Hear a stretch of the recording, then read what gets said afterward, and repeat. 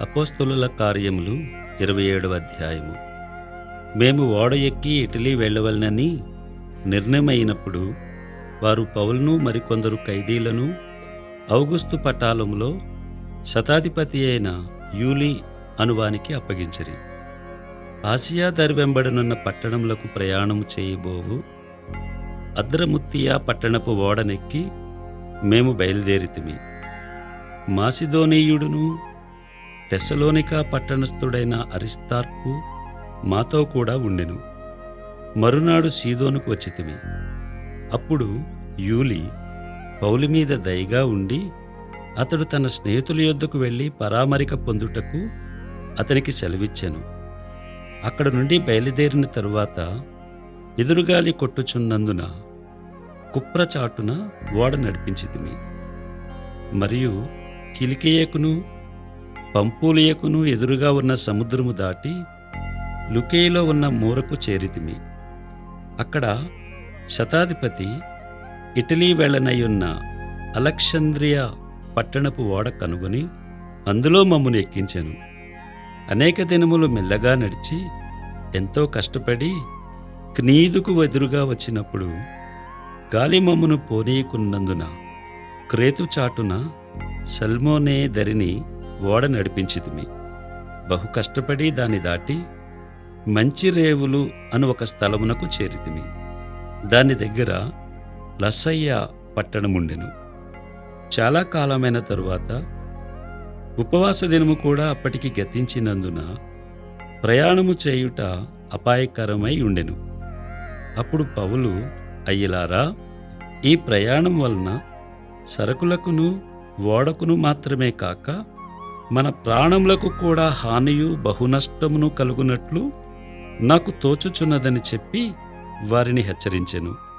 అయినను శతాధిపతి పౌలు చెప్పినది నమ్మక నావికుడును ఓడ యజమానుడును చెప్పినదే నమ్మెను. మరియు శీతాకాలము గడుపుటకు ఆ రేవు అనుకూలమైనది కానందున అక్కడ నుండి బయలుదేరి ఒకవేళ శక్యమైతే ఫీనిక్సునకు చేరి అక్కడ శీతాకాలము గడపవలనని ఎక్కువ మంది ఆలోచన చెప్పిరి. అది నైరుతి వాయువ్య దిక్కుల తట్టుననున్న క్రేతు రేవై ఉన్నది. మరియు దక్షిణపు గాలి మెల్లగా విసురుచుండగా వారు తమ ఆలోచన సమకూడినదని తలంచి లంగరెత్తి క్రేతుదరిని ఓడ నడిపించిరి. కొంచెము సేపైన తరువాత ఉరకలోను అను పెనుగాలి క్రేతు మీద నుండి విసిరెను.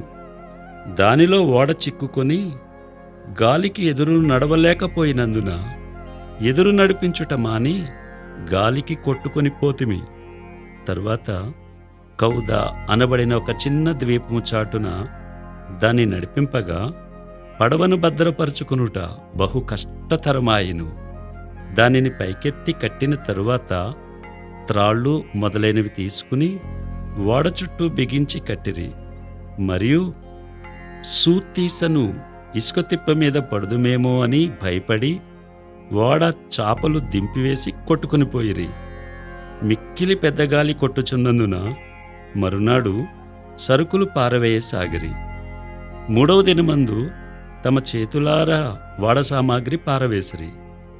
కొన్ని దినములు సూర్యుడైనను నక్షత్రములైనను కనబడక పెద్ద గాలి మా మీద కొట్టినందున ప్రాణములతో తప్పించుకుందుమను ఆశ బొత్తిగా పోయెను.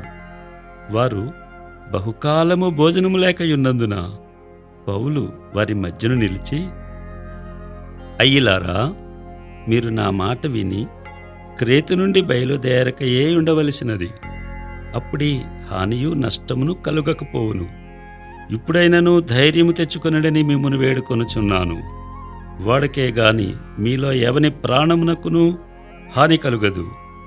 నేను ఎవని వాడను, ఎవనిని సేవించుచున్నాను, ఆ దేవుని దూత గడిచిన రాత్రి నా యొద్ద నిలిచి, పౌలా, భయపడకుము, నీవు కైసరు ఎదుట నిలవవలసియున్నది. ఇదిగో, నీతో కూడా ఓడలో ప్రయాణమైపోచున్న వారందరినీ దేవుడు నీకు అనుగ్రహించియున్నాడని నాతో చెప్పెను. కాబట్టి అయ్యలారా, ధైర్యము తెచ్చుకొనుడి. నాతో దూత చెప్పిన ప్రకారం జరుగునని నేను దేవుని నమ్ముచున్నాను. అయినను మనము కొట్టుకొని పోయి ఏదైనా ఒక ద్వీపము మీద పడవలసి ఉండునని చెప్పెను. 14వ రాత్రి వచ్చినప్పుడు మేము అద్రియ సముద్రములో ఇటు అటు కొట్టుకొని పోవచుండగా అర్ధరాత్రి వేళ వాడవారు ఏదో ఒక దేశము దగ్గర పడుచున్నదని యూహించి బుర్దు వేసి చూచి 20 బారాల లోతని తెలుసుకొనిరి. ఇంకనూ కొంత దూరం వెళ్ళిన తరువాత మరలా బుర్దు వేసి చూచి 15 బారాల లోతని తెలుసుకొనిరి. అప్పుడు రాతి తిప్పలు గలచోట్ల పడుదుమేమో అని భయపడి వారు ఓడ అమరములో నుండి 4 లంగర్లు వేసి ఎప్పుడు తెల్లవారునా అని కాచుకొని ఉండిరి. అయితే ఓడవారు ఓడ విడిచి పారిపోవలనని చూచి తాము అనివిలో నుండి లంగర్లు వేయబోవునట్లుగా సముద్రంలో పడవ దింపివేసిరి. అందుకు పౌలు, వీరు ఓడలో ఉంటేనే గాని మీరు తప్పించుకొనలేరని శతాధిపతితోనూ సైనికులతోనూ చెప్పెను. వెంటనే సైనికులు పడవ త్రాళ్ళు కోసి దాని కొట్టుకొని పోనిచ్చిరి.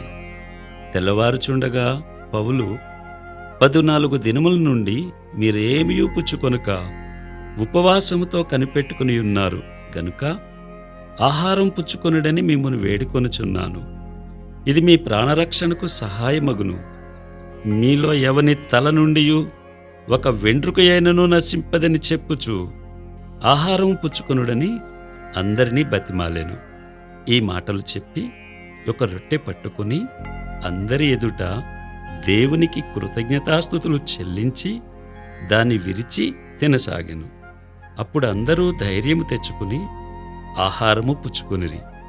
ఓడలో ఉన్న మేమందరము 276 వారు తిని తృప్తి పొందిన తరువాత గోధుమలను సముద్రములో పారబోసి ఓడ తేలిక చేసిరి. ఉదయమైనప్పుడు అది ఏ దేశమో వారు గుర్తుపట్టలేదు గాని దరిగల యొక్క సముద్రపు పాయను చూచి సాధ్యమైన ఎడల అందులోనికి ఓడను త్రోయవలనని ఆలోచించిరి. గనుక లంగర్ల త్రాళ్ళు కోసి వాటిని సముద్రములో విడిచిపెట్టి చుక్కానుల కట్లు విప్పి ముందటి తెరచాప గాలికెత్తి సరిగా దరికి నడిపించిరి గాని 2 ప్రవాహములు కలిసిన స్థలమందు చిక్కుకొని ఓడను మెట్ట పట్టించిరి. అందువలన అనివి కూరుకుని పోయి కదలకయుండెను. అమరము ఆ దెబ్బకు బద్దలైపోసాగెను. ఖైదీలలో ఎవడనూ ఈదుకుని పారిపోకుండానట్లు వారిని చంపవలనని సైనికులకు ఆలోచన పుట్టెను. కాని శతాధిపతి పౌలును రక్షింపనుద్దేశించి వారి ఆలోచన కొనసాగనియ్యక మొదట ఈదగలవారు సముద్రములో దుమికి దరికి పోవలననియు కడమవారిలో కొందరు పలకల మీదను కొందరు ఓడ చెక్కల మీదను పోవలననియు ఆజ్ఞాపించెను. ఇలాగు అందరూ తప్పించుకుని దరి చేరిరి. అపోస్తులుల కార్యములు 28వ అధ్యాయము. మేము తప్పించుకొనిన తరువాత ఆ ద్వీపము మెలితే అని తెలుసుకొంటిమి. అనాగరికులగు ఆ ద్వీపవాసులు మాకు చేసిన ఉపచారం ఇంతంత కాదు. ఎలాగనగా అప్పుడు వర్షము కురీచు చలిగా ఉన్నందున వారు నిప్పు రాజబెట్టి మమ్మును అందరినీ చేర్చుకొనిరి. అప్పుడు పౌలు మోపెడు పుల్లలేరి నిప్పుల మీద వేయగా ఒక సర్పము కాకకు బయటకు వచ్చి అతని చేయి పట్టెను. ఆ ద్వీపవాసులు ఆ జంతువతని చేతిని వ్రేలాడుట చూచినప్పుడు నిశ్చయముగా ఈ మనుష్యుడు నరహంతకుడు, ఇతడు సముద్రం నుండి తప్పించుకునినను న్యాయమాతనిని బ్రతుకునీదని తమలో తాము చెప్పుకొనిరి. అతడైతే ఆ విషజంతువును అగ్నిలో జాడించి వేసి ఏ హానియూ పొందలేదు. వారతని శరీరము వాచునో లేక అతడు అకస్మాత్తుగా పడిచచ్చునో అని కనిపెట్టుచుండిరి. చాలాసేపు కనిపెట్టుచుండిన తరువాత అతనికి ఏ హానియూ కలుగుకుండట చూచి ఆ అభిప్రాయము మాని ఇతడొక దేవత అని చెప్పసాగరి. పొప్లి అను ఒకడు ఆ ద్వీపములో ముఖ్యుడు. అతనికి ఆ ప్రాంతములలో భూములుండెను. అతడు మమ్మను చేర్చుకుని 3 దినములు స్నేహభావంతో ఆతిథ్యమిచ్చెను. అప్పుడు పొప్లి యొక్క తండ్రి జ్వరము చేతను రక్తభేది చేతను బాధపడుచు పండుకొనియుండెను. పౌలు అతని యొద్దకు వెళ్ళి ప్రార్థన చేసి అతని మీద చేతులుంచి స్వస్థపరిచెను. ఇది చూచి ఆ ద్వీపములో ఉన్న కడమ రోగులు కూడా వచ్చి స్వస్థత పొందిరి. మరియు వారు అనేక సత్కారములతో మమ్మను మర్యాద చేసి మేము ఓడ ఎక్కి వెళ్ళినప్పుడు మాకు కావలసిన వస్తువులు తెచ్చి ఓడలో ఉంచిరి. 3 నెలలైన తరువాత ఆ ద్వీపమందు శీతకాలమంతయు గడిపిన అశ్విని చిహ్నము గల అలెగ్జాంద్రియా పట్టణపు ఓడ ఎక్కి బయలుదేరి సొరకూసైకి వచ్చి అక్కడ 3 దినములుంటిమి. అక్కడ నుండి చుట్టూ తిరిగి రేగియుకు వచ్చి 1 దినమైన తరువాత దక్షిణపు గాలి విసరుట వలన మర్నాడు పొతియొలీకి వచ్చితిమి. అక్కడ సహోదరులను మేము చూచినప్పుడు వారు తమ యొద్ద 7 దినములుండవలనని మమ్మను వేడుకొనిరి. ఆ మీదట రోమాకు వచ్చితిమి. అక్కడ నుండి సహోదరులు మా సంగతి విని అప్పియా సంతపేట వరకును త్రిసత్రముల వరకును మమ్మను ఎదుర్కొనుటకు వచ్చిరి. పౌలు వారిని చూచి దేవునికి కృతజ్ఞతాస్తుతులు చెల్లించి ధైర్యము తెచ్చుకొనెను. మేము రోమాకు వచ్చినప్పుడు పౌలు తనకు కావలియున్న సైనికులతో కూడా ప్రత్యేకంగా ఉండుటకు సెలవు పొందెను.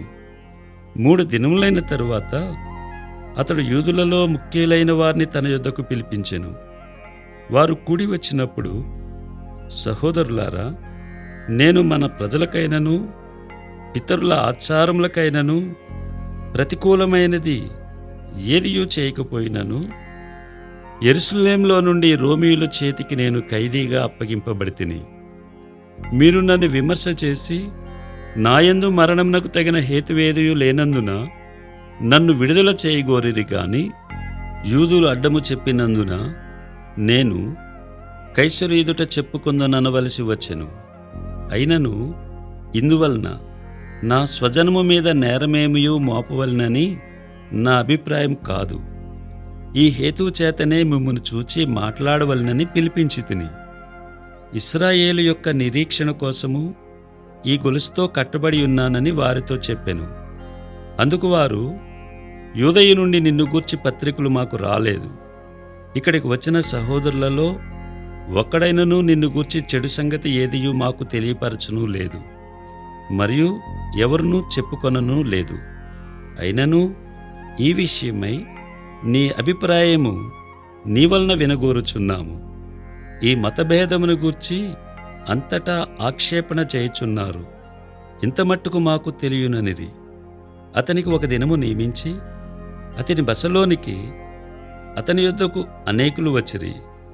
ఉదయము నుండి సాయంకాలం వరకు అతడు దేవుని రాజ్యమును గూర్చి పూర్తిగా సాక్ష్యమిచ్చుచు మోషే ధర్మశాస్త్రంలో నుండి ప్రవక్తలలో నుండి సంగతులెత్తి యేసుని గూర్చి వివరముగా బోధించుచు వారిని ఒప్పించుచుండెను. అతడు చెప్పిన సంగతులు కొందరు నమ్మిరి, కొందరు నమ్మకపోయిరి. వారిలో భేదాభిప్రాయములు కలిగినందున పౌలు వారితో ఒక మాట చెప్పిన తరువాత వారు వెళ్ళిపోయిరి. అదేదనగా, మీరు వినుటమట్టుకు విందురు గాని గ్రహింపనే గ్రహింపరు, చూచుటమట్టుకు చూతురు గాని కాననే కానరని ఈ ప్రజల యొద్దకు వెళ్ళి చెప్పుము. ఈ ప్రజలు కన్నులారా చూచి చెవులారా విని మనస్సారా గ్రహించి నా వైపు తిరిగి నా వలన స్వస్థత పొందకుండునట్లు వారి హృదయము క్రొవ్వియున్నది. వారు చెవులతో మందముగా విని కన్నులు మూసుకొని ఉన్నారు అని పరిశుద్ధాత్మ యెషయా ప్రవక్త ద్వారా మీ పితరులతో చెప్పిన మాట సరియే. కాబట్టి దేవుని వలనైన ఈ రక్షణ అన్యజనుల యొద్దకు పంపబడి ఉన్నదని మీరు తెలుసుకుందురుగాక. వారు దాని విందురు. పౌలు 2 సంవత్సరములు పూర్తిగా తన అద్దె ఇంట కాపురముండి తన యొద్దకు వచ్చి వారినందరినీ సన్మానించి ఏ ఆటంకమును లేక పూర్ణ ధైర్యముతో దేవుని రాజ్యమును గూర్చి ప్రకటించుచు ప్రభువైన యేసు క్రీస్తును గూర్చిన సంగతులు బోధించుచూ ఉండెను.